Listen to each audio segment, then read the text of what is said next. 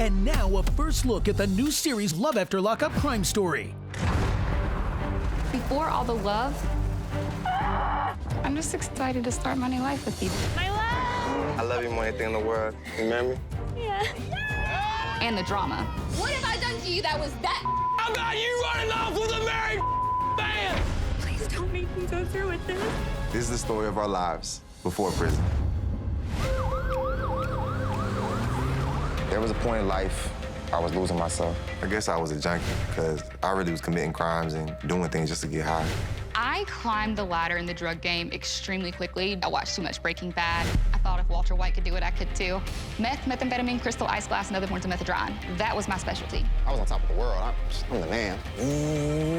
You got like a bomb here. Did I really understand that I could die at any moment? No. My name is Garrett Tanner, My name is Lindsay Downs, and this is my crime story. and this is my crime story.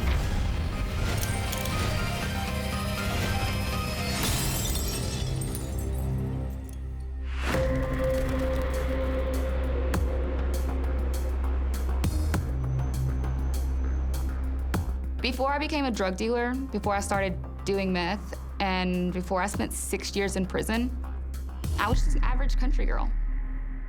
I grew up in a small community. My graduating class was less than 30 people. I grew up on a chicken farm, so we were constantly outside with different animals and riding four-wheelers and just doing traditional country-style living. My biological parents weren't very active in my life growing up. I was raised by my step-grandmother. As far as I'm concerned, she's my mom. She'll always be my mom.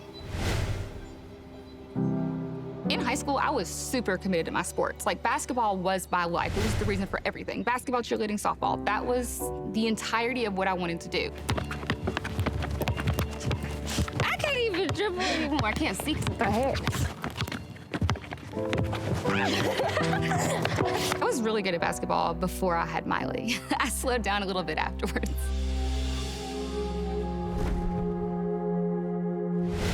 You know, I met your dad when I was a freshman in high school, and I fell in love the first time because we were gonna be together forever. We weren't. And you know, I had you when I was 16. Having Miley was honestly like a huge wake-up call for me. Like, it was a time when I had to grow up immediately, and it was suddenly like, wow, this little person now depends on me for like everything.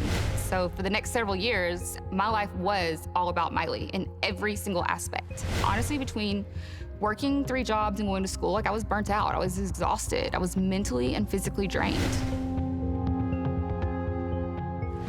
When me and Miley's dad broke up, she had just turned 4. We were very different, and we wanted different things. The next relationship I was in, I got introduced to cocaine.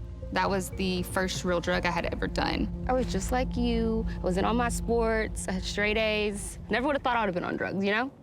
It just didn't fit into who I was. And I didn't get into drugs because I was off partying and stuff. I was just tired, and I was busy all the time, and my grades were starting to drop. I did cocaine for the first time because somebody told me it would help me get my grades up. I had actually commented that I needed to stay up for midterms and finals, and I was working 3 jobs, and I was going to school, and I was exhausted. And he was like, hey, you can try, you know, Coke. And I was like, no, I don't think so. And then he gave me a 20 sack and let me try Coke for the first time for free, and I absolutely loved it. It was just instantly this spiral downward, because all it took was that one time.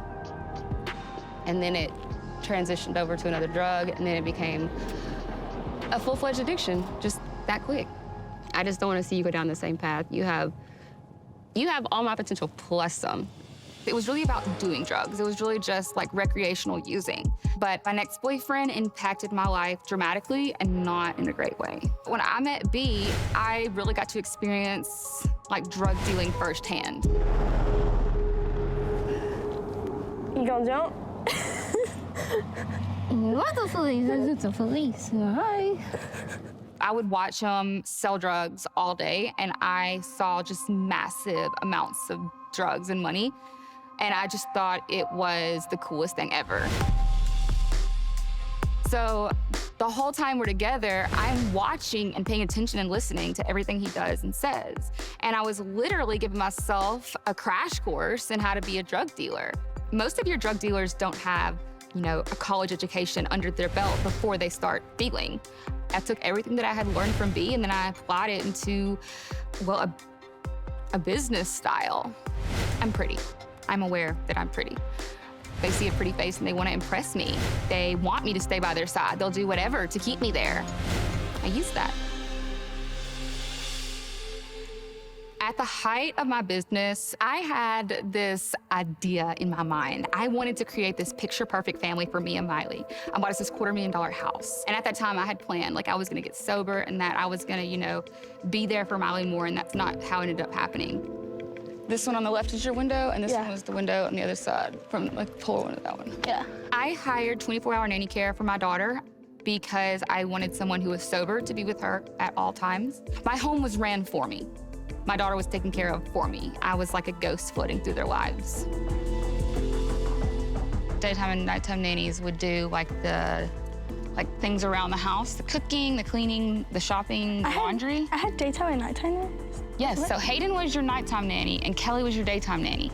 How much money were you making, like, in all? In 2015, we made $300,000. Jesus. Made more than a doctor. We sold to a doctor. I really hope he's not still a doctor. I haven't checked. The more money that was coming in, the more that was going out. If you sold drugs for me and you went to jail, I would obviously bond you out, like hands down immediately, because I don't want you telling on me. Cash, right?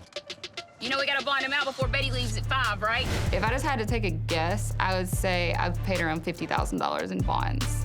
People do drugs until they run out of money or they run out of drugs, and then they go to sleep. I never ran out of drugs. I never ran out of money, so I never went to sleep. Like, I never slowed down. It was just more, faster, higher, go. Yeah, I miss this house. This is a nice house. It was a nice house. I'm gonna buy this house back. Oh, are you? Yeah.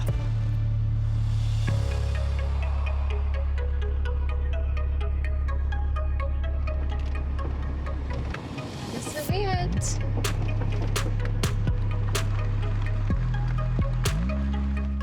I watched too much Breaking Bad. I thought if Walter White could do it, I could too.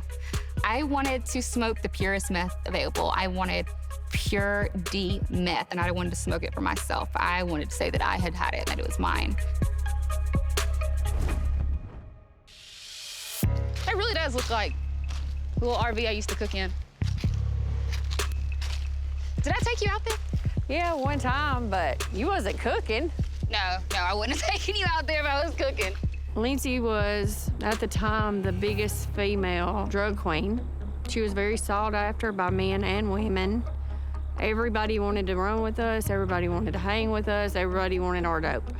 I was just basically playing around with different recipes and seeing if I could break it down and recrystallize it. But unfortunately, I had no idea what I was doing. I mean, I bought a kid's science experiment kit offline and was just baking stuff and throwing stuff together. Cooking meth, when the flame hits that mixture, so man, you got like a bomb here, you know? Oh no, it's just a little fertilizers, you know? No, you got a bomb. I didn't realize the repercussions of what I was doing, not fully, not really. Like, I knew it was dangerous, but did I really, really understand that I could die at any moment? No, I didn't care. I wasn't thinking about those consequences. I was high. I was just worried about making the next dollar. It said, boom, and looked over, and it's fire, and it was reaching up to the cabinets. And then I burnt the thing down. I started forging checks. It was like signing autographs. I became a pro. I drink and drive every day. Ms. Gomez offered me $10,000, also offered some sexual favors as well. I was 13 when I started burglarizing houses. In my family, cooking meth seemed to be the thing, and we were damn good at it. The problem with being on top, everybody wants that spot. Find a screwdriver laying there, take it, and just bam. I really started just spiraling out of control. Just stabbing like this. I never thought I was ever gonna get caught. All of a sudden we heard boom, boom, boom, FBI. FBI? I took out running. I went to survival mode. I ain't give Freeze, get on the ground, DEA. I had no idea what the really was going to happen. It's gonna catch up to you eventually. Truthfully, like, I'm haunted. Love After Lockup Crime Story. New series premieres Friday, February 7th on WeTV. Stream every moment on All Black.